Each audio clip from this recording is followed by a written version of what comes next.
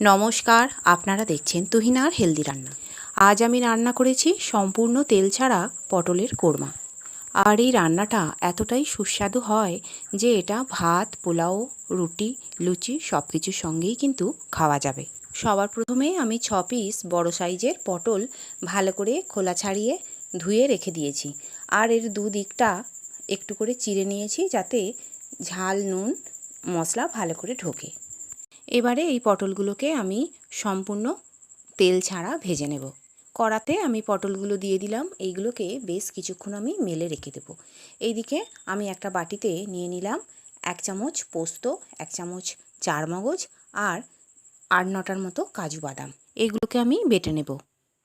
এদিকে আমি পটলগুলো উল্টে দেব। এর এক পিঠ ভালো করে ভাজা হয়ে গেছে। এবার আমি অপর পিঠটাকেও কড়ার ওপরে মেলে দেবো যাতে সেই দিকটাও ভালো করে ভাজা হয়ে যায়। এইভাবে পটলকে খুব সুন্দর করে তেল ছাড়া ভাজা যায়। এতে করে পটলের যে জলসা ভাবটা থাকে সেটা কিন্তু চলে যাবে। এইভাবে পটলগুলোকে ভাজলে এইগুলো তেল দিয়ে ভাজার মতোই কিন্তু ভাজা হবে। এখন আমি পটলগুলো তুলে নিলাম আর কড়াটা পরিষ্কার করে এতে দিয়ে দিলাম ফোড়ন। ফোড়নে দিয়েছি একটা শুকনো লঙ্কা, তেজপাতা, গোটা জিরে আর গোটা গরম মশলাকে থেঁতো করে। এইগুলো কয়েক সেকেন্ড নাড়াচাড়া করে নেব। আর একটু বাদামি কালার এসে গেলেই আমি এতে দিয়ে দেব বেটে রাখা আদা। আদাটাকেও আমি শুকনো কড়ায় লো ফ্লেমে ভেজে নেব।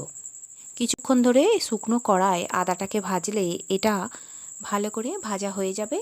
আর এটা কড়াতে যখন একটু একটু জড়িয়ে ধরবে তখনই এতে দিয়ে দেবো একটুখানি করে জল। আর এই একটুখানি করে জল দিয়ে আবারও আমি ভালো করে আদাটাকে ভেজে নেব।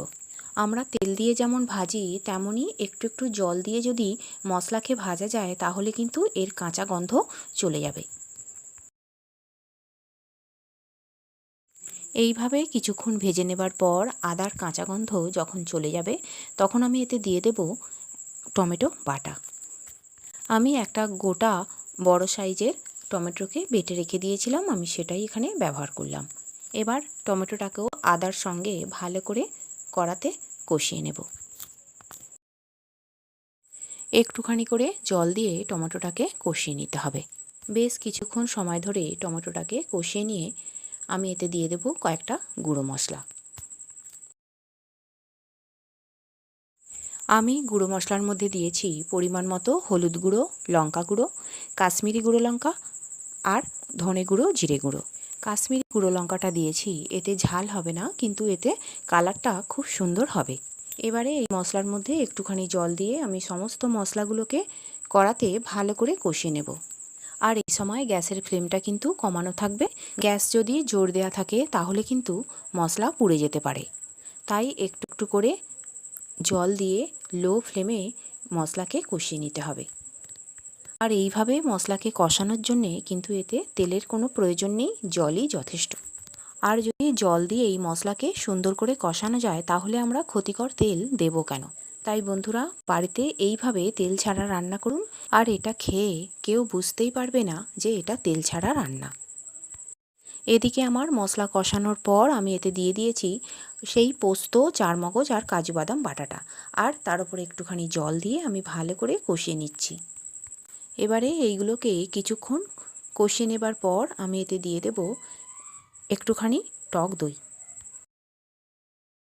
যেহেতু আমি একটা বড় টমেটো এতে দিয়েছি তাই আমি টক দই একদমই অল্প পরিমাণে ব্যবহার করলাম। এবারে বাটিটা ধুয়ে একটুখানি জল দিয়ে আবারও সমস্ত মশলাকে কিছুক্ষণ কষিয়ে নেব। এইভাবে বেশ কিছুক্ষণ কষিয়ে নেবার পর আমি এতে দিয়ে দেব জল। বন্ধুরা আজকের এই রান্নাটা আমি সম্পূর্ণ নিরামিষ করেছি, এতে আমি পেঁয়াজ রসুনের ব্যবহার করিনি। আর এই রান্নাটা এতটাই টেস্টি যে যে কোনো স্পেশাল দিনে কিন্তু এই রান্নাটা করা যেতেই পারে। এদিকে আমি জল দেবার পর দিয়ে দিলাম স্বাদ মতো নুন আর একটুখানি চিনি। এইগুলো দিয়ে ভালো করে আমি মিশিয়ে নিলাম। এবারে আমি এতে দিয়ে দেব সেই ভেজে রাখা পটলগুলো। পটলগুলো দিয়ে খুন্তি দিয়ে ভালো করে গ্রেভির মধ্যে ডুবিয়ে দেব যাতে এইগুলো খুব সুন্দর করে সিদ্ধ হয়ে যায়। এবারে আমি একটা চাপা দিয়ে দিলাম। মিনিট 10 পর চাপাটা খুলে নিয়ে আমি দেখে নেব যে পটলগুলো কীরকম সিদ্ধ হয়েছে। এখানে আমার জলটা একদমই মরে গিয়েছিল তাই আমি একটুখানি জল দিয়ে দিলাম আর একটা পটলকে একটু খুন্তি দিয়ে কেটে দেখে নিলাম যে খুব সুন্দর সিদ্ধ হয়ে গেছে। এবারে কয়েক সেকেন্ড নাড়াচাড়া করে আমি এতে দিয়ে দিলাম দুটো চেরা কাঁচা লঙ্কা আর ভালো করে মিশিয়ে নিলাম। এখন আমার রান্না একদম কমপ্লিট। আর বন্ধুরা, আমার রান্না যদি ভালো লেগে থাকে আর যদি নতুন নতুন তেল ছাড়া রান্নার রেসিপি পেতে চান, তাহলে আমার চ্যানেলটিকে সাবস্ক্রাইব করুন আর পাশে থাকা ঘন্টাটি বাজিয়ে দিন। আর লাইক, শেয়ার, কমেন্ট করতে কিন্তু একদম ভুলবেন না। তৈরি হয়ে গেল আমার তেল ছাড়া দুর্দান্ত স্বাদের পটলের কোরমা। আর আমার রান্নাটি দেখার জন্য সকল বন্ধুদের জানাই ধন্যবাদ। ভালো থাকবেন।